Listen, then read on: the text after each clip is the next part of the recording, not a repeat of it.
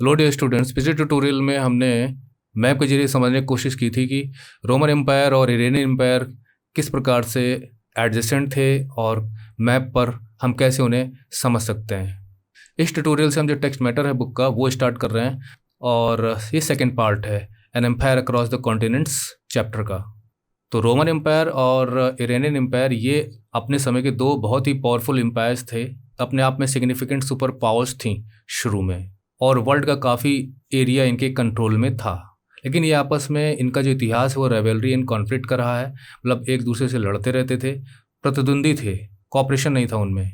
और जो मेडिटेरेनियन सी है जो हमने मैप में देखा था पिछली बार, वो एक प्रकार से देखा जाए तो एक इकोनॉमिक और जोग्राफिकल और इकोनॉमिक हब था, और रोमन एम्पायर का तो एक सेंटर था, हार्ट था रोमन एम्पायर के लिए। और ईरान की बात करें तो कैस्पियन सी का जो दक्षिणी हिस्सा था, है ना, ईस्टर्न अरेबिया तक का, वो उनके कब्जे में था। चलिए पॉइंट्स उठाते हैं। पहला पॉइंट है कि Roman empire covered a vast stretch of territory and Europe, fertile crescent और नॉर्थ अफ्रीका में फैला हुआ था। वो पिछले ट्यूटोरियल मैंने आपको बताया था। ये यूरोप हो गया, ये एशिया माइनर का क्षेत्र हो गया, और ये अफ्रीका हो गया, नॉर्थ अफ्रीका। और एक समय यूफ्रेट्स के पार इनका एम्पायर फैला हुआ था 117 एडी, है ना। सबसे ज़्यादा जो एक्सपेंशन था, मैक्सिमम एक्सपेंडेड एरिया इसी समय था, ट्राजन के समय। किसका शासन था उस वक्त? ट्रेजन का शासन था। ये मैंने सब चीज़ें आपको बताई हुई हैं कि 113 से 117 के बीच में वो एक्सपेंशन करता और चला जाता है पार। तो ये जो मेसोपोटामियन का क्षेत्र है, तो ये पूरा का पूरा एक फर्टाइल क्रेसेंट बनता था, है ना। वो चीज़ यहाँ पे बताएगी, फर्टाइल क्रेसेंट तक था स्ट्रेच। इस चैप्टर में हम लोग यही पढ़ेंगे कि रोमन एम्पायर का ऑर्गेनाइजेशन कैसा था, उनकी पॉलिटिकल फोर्सेस क्या थी, मतलब पॉलिटिकली क्या डोमिनेंट चीज़ें थीं, और उनके सोशल डिविजन्स कैसे कैसे थे एम्पायर के अंदर। और हमें ये भी देखना है कि जो मेडिटेरेनियन सी है, पता होना चाहिए कि वो रोम के एम्पायर का सेंटर था, इकोनॉमिक हब था, और रोम मेडिटेरेनियन सी के आसपास के इलाके को डोमिनेट करता था, नॉर्थ में भी और साउथ डायरेक्शंस में भी। मैं बार बार ले रहा हूँ क्योंकि इसमें एक ओवरव्यू आपको मिलता है, अच्छा व्यू। तो ये मेडिटेरेनियन सी है, इसका ये नॉर्थ पार्ट हो गया, इसका साउथ पार्ट हो गया, दोनों को डोमिनेट करता था कि दोनों तरफ रोमन एम्पायर था इस वजह से। और आप जानते हैं कि समुद्री मार्ग से व्यापार वगैरह अच्छा खासा होता था, तो ट्रेड नेटवर्क भी यहाँ पे था। तो हम ये कह सकते हैं कि जो एम्पायर की जो बाउंड्रीज थी, मतलब अगर हमें देखना हो कि रोमन एम्पायर की जो बाउंड्रीज थी, तो वो राइन एंड डैन्यूब से लेकर सहारा डेजर्ट तक, मतलब नॉर्थ में अगर हम बात करें तो ये रिवर्स नॉर्थ की होंगी और सहारा डेजर्ट साउथ में होगा। देखिए, ये देखिए राइन नदियां हैं, ये डैन्यूब रिवर है, ये नॉर्थ का पोर्शन हो गया, और साउथ में आपका सहारा जो अफ्रीका में है। अगला है हमारा division of Rome. Roman empire दो पार्ट में बढ़ गया था, मैंने आपको बताया था, वेस्टर्न हाफ, ईस्टर्न हाफ में। फिफ्थ सेंचुरी मतलब 476 एडी में, ये मैंने आपको बताया था। और मैंने आपको ये भी बताया था कि 286 एडी में जाके इसका वेस्टर्न और ईस्टर्न पार्ट में डिवीजन होता है, एडमिनिस्ट्रेशन के पर्पज से, कि ठीक से एडमिनिस्ट्रेशन चल सके। और ये डायोक्लिशियन ने किया था जब वो एम्परर था। लेकिन जो इसका ईस्टर्न हाफ है वो अगले 1000 साल तक, मतलब 476 से आगे तक इंटैक्ट रहा, मतलब उसको नुकसान नहीं हुआ ज़्यादा, और वो प्रॉस्परस भी रहा। अगला है कि रोमन एम्पायर का ऑर्गेनाइजेशन कैसा था।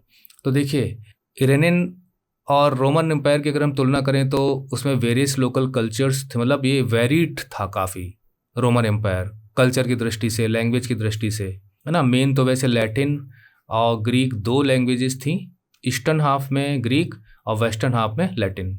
और वीमेन की हम बात करें, जो कि हम एक ओवरव्यू ले रहे हैं इस ट्यूटोरियल में, तो उनकी पोजीशन स्ट्रॉन्गर थी, उनकी लीगल पोजीशन भी स्ट्रॉन्गर थी। और आज की हम सोसाइटी की बात करें तो उसकी तुलना में भी हम कह सकते हैं कि उस समय वीमेन की जो स्टेटस था अच्छा था। लीगल पोजीशन से मतलब है कि कई उनकी एक्टिविटीज़ थी वो वैलिड थी and well accepted and recognised. Economy की हम बात करें तो इकोनॉमी जो है वो हैवी रिलाइड, मतलब काफ़ी ज़्यादा डिपेंडेंट थी स्लेव लेबर पे, जो कि हम आगे ट्यूटोरियल्स में, आगे के पार्ट्स में हम देखेंगे, जैसे जैसे चैप्टर में पढ़ेंगे, कि ये एक मेन फीचर था। और काफ़ी कुछ स्लेव लेबर पे डिपेंड करता था इकोनॉमी, क्योंकि मेहनत यही लोग करते थे, लेबर इन्हीं से मिलता था, सोर्स ऑफ लेबर ये थे। लेकिन अगर हम स्लेव की बात करें, स्लेवरी की बात करें, तो एक प्रकार से हम कह सकते हैं कि जनसंख्या का काफ़ी हिस्सा फ्रीडम से वंचित था, मतलब दे वर डिनाइड द फ्रीडम। ये पॉइंट भी इससे अपने आप बन जाता है। अगला टॉपिक है rival empires Rome and Iran. हमें रोम में ज़्यादातर पढ़ना है, ईरान के बारे में पढ़ना नहीं है, लेकिन हमें पता होना चाहिए कि टू पावरफुल एम्पायर, जो मैंने शुरू में बताया था, एक ओवरव्यू दिया था आपको कि क्राइस्ट के बर्थ के पहले और 7th सेंचुरी तक। 7th सेंचुरी का जिक्र यहाँ पे इसलिए है, 7th सेंचुरी में पैगंबर मोहम्मद के जन्म के बाद फिर अरेबियन एम्पायर्स, अरब एम्पायर, इस्लामिक एम्पायर्स अपनी जड़ें जमाना शुरू कर देते हैं और दुनिया के बहुत बड़े एम्पायर के रूप में वो आगे बढ़ते हैं। अरेबियन पेनिनसुला से उनकी शुरुआत होती है। तो उसके बाद फिर मैंने आपको बताया था कि इस प्रकार से 1453 AD में जाके जो ऑटोमन एम्पायर्स होते हैं, मैंने बताया था आपको, ऑटोमन एम्पायर्स जो होते हैं वो टेक ओवर कर लेते हैं और ख़त्म हो जाता है रोमन एम्पायर। और बिटवीन द बर्थ का मतलब ये है कि अगर हम ईस्टर्न एम्पायर की बात करें तो वो तो जीसस क्राइस्ट के बर्थ के बाद ही इस्टेब्लिश हुआ था 286 AD में जाके ना। तो AD मतलब after the birth of Christ, जिसे हम CE भी कहते हैं, है ना, सिकुलर, मतलब अगर हम रहना चाहते हैं तो कॉमन इरा। और before the birth of Christ, before common era. Rome और ईरान थे ये दोनों एम्पायर, दोनों राइवल्स थे और अक्सर फ्रीक्वेंट कॉन्फ्लिक्ट में लगे रहते थे।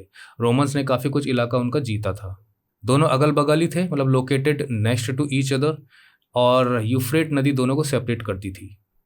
देखिए ये है यूफ्रेट नदी, ठीक है। तो ये मैंने आपको बताया था कि 117 AD में जाके ये इतना इलाका जो है आप देख रहे हैं ये रोमन एम्पायर का फैल जाता है, पर बाद में ट्राजन के बाद ये इसे नेग्लेक्ट कर देते हैं जो रोमन रूलर्स होते हैं। तो फिर ये यूफ्रेट नदी के इस तरफ, मतलब ये बाउंड्री का काम करती है यूफ्रेट नदी जो है, बाकी सब फिर इस तरफ रोमन एम्पायर हो जाता है, इस तरफ इरानियन एम्पायर आ जाता है। तो ये मैप जिसमें आप पर्शियन एम्पायर देख रहे हैं, इरानियन एम्पायर देख रहे हैं, और ये देखिए ये है रिवर जो है, ये यूफ्रेट्स नदी है। तो इसके इस पार ईरान, इसके इस पार रोम, है ना, ये एक बाउंड्री का काम करती थी और दोनों आपस में लड़ते रहते थे। और ये देखिए इंडिया अफगानिस्तान तक पहुंचा हुआ था, मैंने आपको बताया था।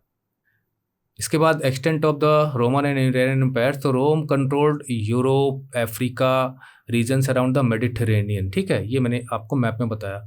और ईरान था वो साउथ ऑफ कैस्पियन सी को डील करता था। कैस्पियन सी के साउथ में अरेबिया हो गया, है ना, और अफ़गानिस्तान तक पहुंचा हुआ था।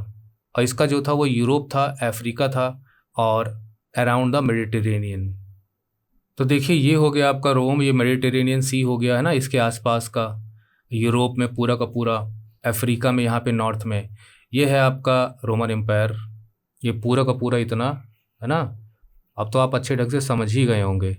इसके नीचे से ये जो पोर्शन है आपका, ये पूरा का पूरा जो है ये आपका था यहाँ पे ईस्टर्न अरेबिया तक फैला हुआ था, इधर अफ़गानिस्तान तक चला गया था, है ना।